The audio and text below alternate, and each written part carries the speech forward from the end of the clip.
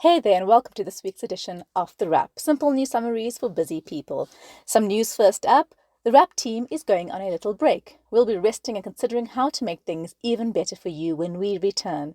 Please drop us a reply with anything you would like to see. But let's dive into this week's news. Our take. The ANC. All the news you actually need to know.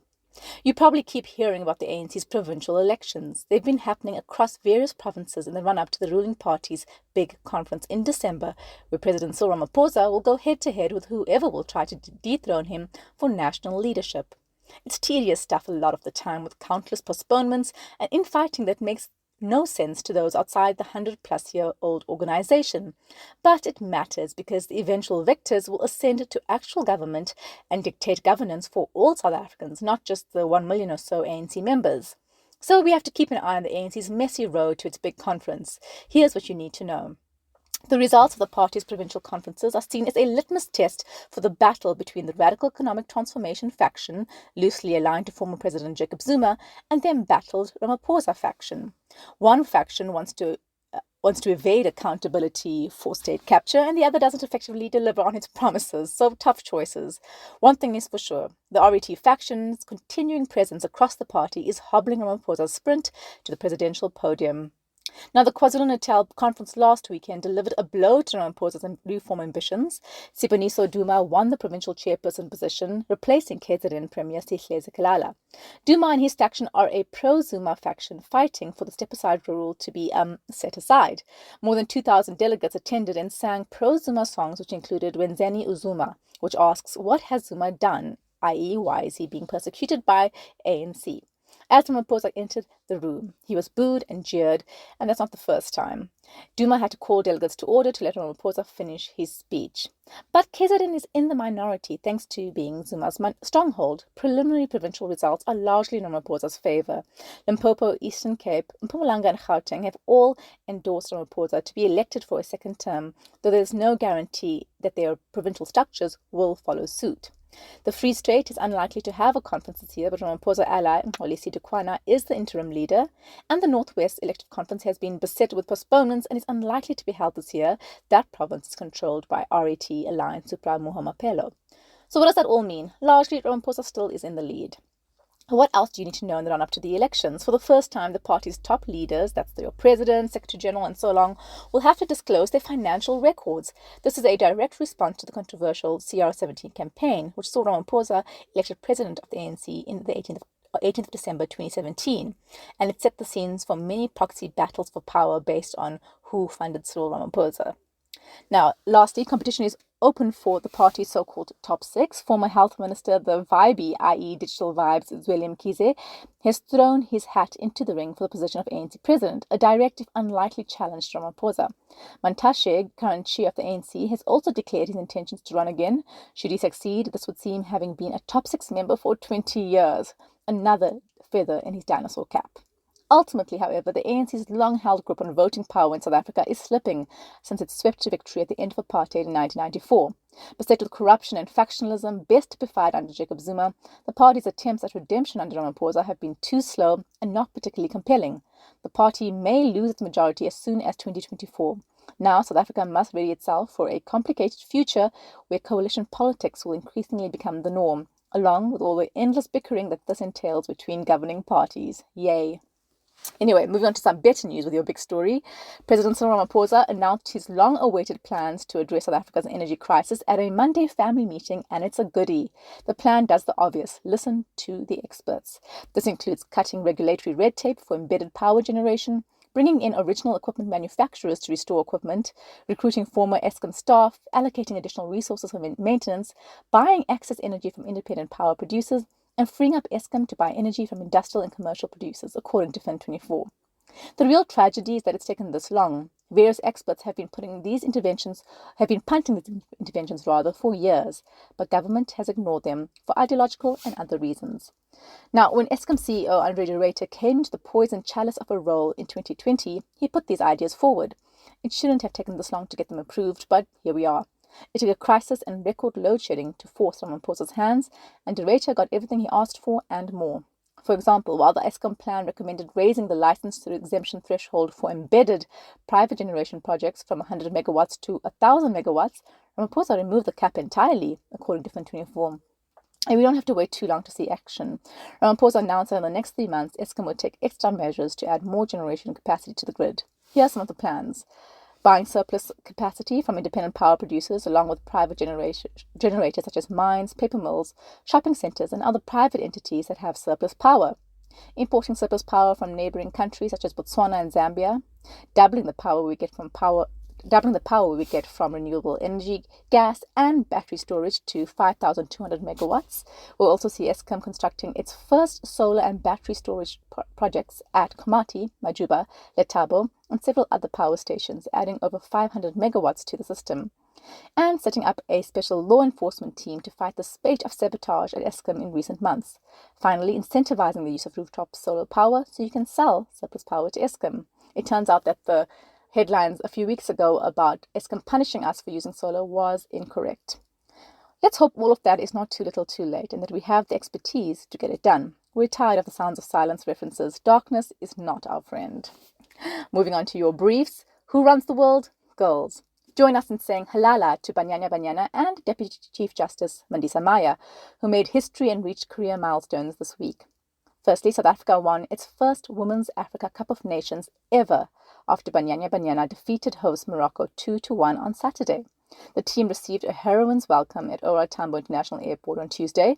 Minister of Sports, Art and Culture Nathi Mthethwa presented them with a 5.8 million rand bonus for winning, adding to their 8.3 million rand tournament prize money. But is it enough? As we told you last week, Banyana Banyana are long overdue a salary increase. In 2019, the Minister of Sports said the women's team made 10 times less than their male counterparts, yet they win more games. Change has been promised for 2 years, and on Tuesday, Mthethwa again promised government would pass a law ensuring equal pay. Is Mthethwa's latest promise lip service, or will we see some change this time?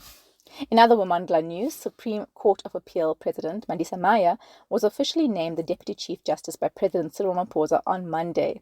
She was the first woman of President of this SCA, the second highest court in the land, and now is the first woman Deputy Chief Justice.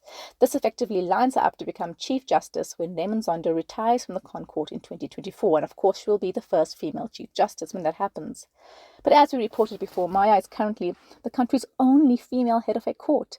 This is an issue I feel passionate about, she said. No country will thrive if a majority of its citizens are downtrodden. That is a scientific fact. We love a queen who breaks glass ceilings and takes other women along with her. On to some health news.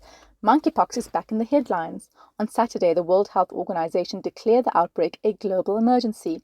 This is the strongest call to action the agency can make, and it is its 7th time such a declaration has been made since 2009, the most recent being for COVID-19 in 2020. The world is currently experiencing at least 16,000 monkeypox cases. It is now in 75 countries and territories, and there have been 5 deaths. Europe has the highest number of total cases, over 11,000, and saw the highest increases in the past week. South Africa has thankfully only 2 cases so far. So some background, monkeypox is a viral zoonotic infection. This means that it can spread from animals to humans, and it can also spread from person to person. As we've noted before, don't fear a return to another pandemic 2.0. Monkeypox is far less contagious than COVID-19. Scientists know much more about it, and there are approved vaccines already in circulation. In fact, the European Commission gave Bavarian Nordic, a biotech company from Denmark, permission to expand the label of its smallpox vaccine to include monkeypox last week. The vaccine is already approved for use against monkeypox in the US and Canada.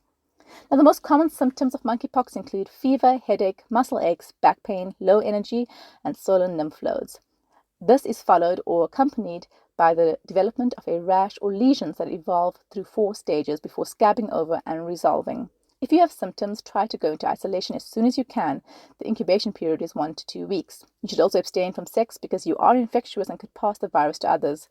Avoid large gatherings where close contact could happen.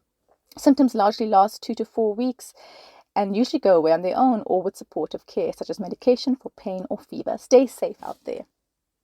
On to some entertainment news. Black excellence is raking in the fans. For decades, Hollywood was dominated by lily-white casts that were not particularly honest representations of the US's diverse cities.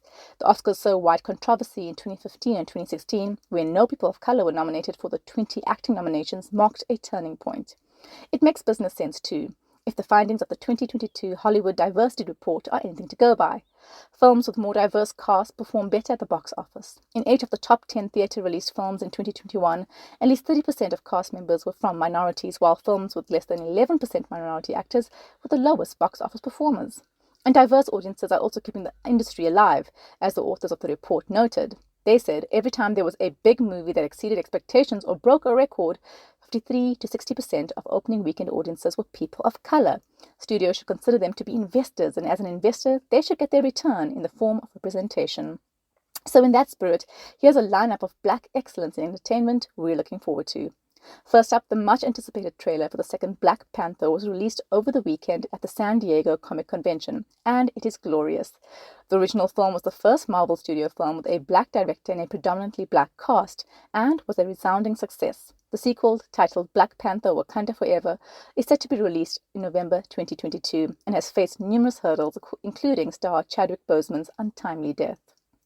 Beyoncé's recent projects have spotlighted the Black experience in the US and globally in powerful ways, from Lemonade to Black is King, her ode to Africa. Fans of the iconic entertainer have been desperate for new music, and she sent the internet into a tailspin of delight last month with the release of the lead single to her upcoming album, Renaissance.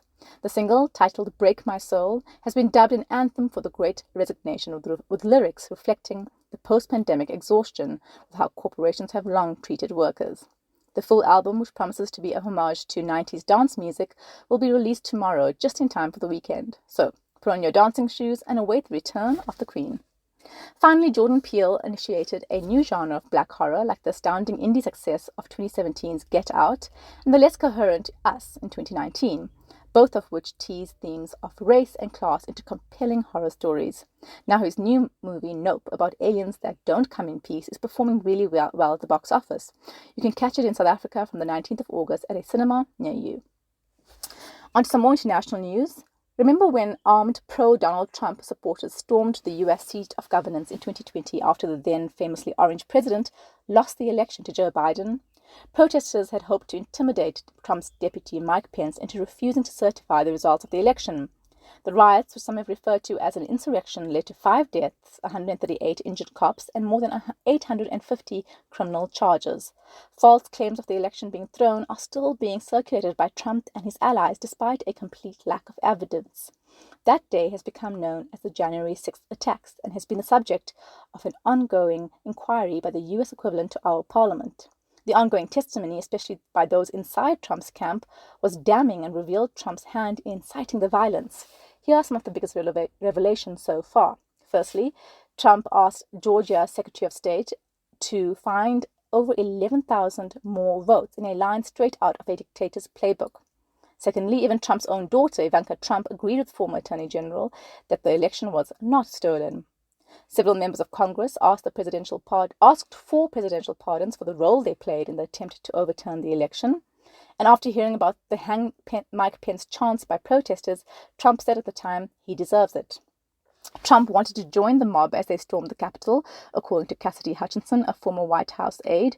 She said Trump tried to grab the steering wheel of the president's vehicle and lunged at his head of security after he was told he could not go to the Capitol.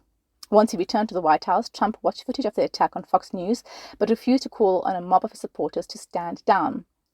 Finally, conspiracies about the election were used to raise hundreds of millions of dollars for pro-Trump political organizations.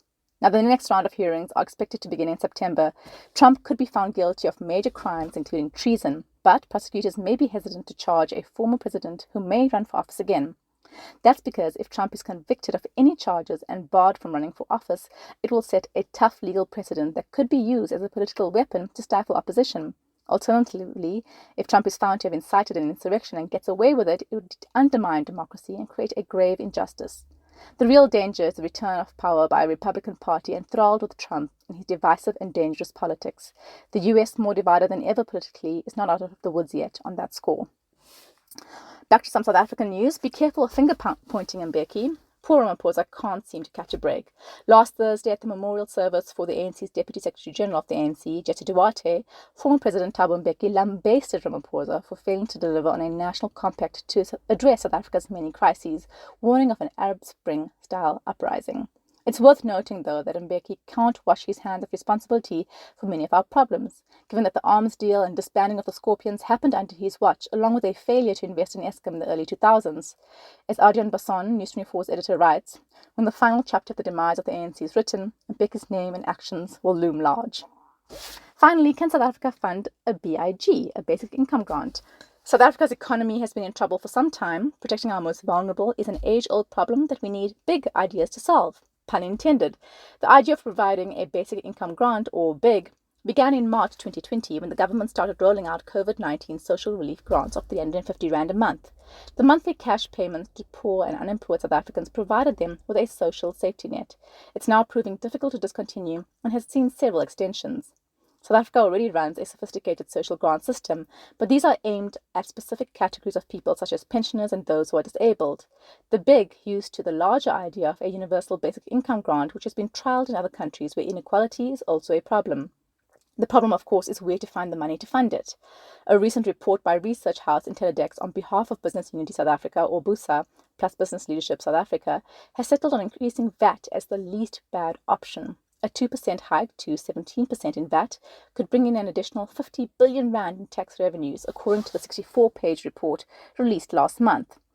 And that's because the other options to raise the money just are not viable right now, as BLSA CEO Busisiwe Mavuso explains. We can't cut spending on other crucial items in our budget, particularly other grants. 24% of South Africa's homes are reliant on social grants as their main source of income. We also cannot take on more debt, and the middle class already pays some of the highest tax in the world, so we can't increase personal income tax. But some experts are concerned that with inflation already so high, the increase in prices of products and services by increasing VAT could simply create more market problems and, in relative terms, make little to no difference in people's lives. Ultimately, South Africa has a problem with poverty and inequality. We score 63 in the Gini coefficient, an index that measures inequality, which is the highest in the world. The riots in July last year, as well as the protests in Sri Lanka, are examples of what happens when you leave too many people behind. Even business agrees a BIG is absolutely necessary, and there's plenty of evidence to show how effective it can be. But it comes with risks, and it's going to take some number crunching and incredibly smart economic policy to fund the program. That's it from us at The Wrap, an award-winning product of Explain.coza, simple news summaries for busy people. The Wrap is sponsored by Explain's agency division, who specialize in content marketing for purpose-driven organizations, often with a pan-African reach. Mail us at info@explain.coza for a quote. Till next time, goodbye from the team.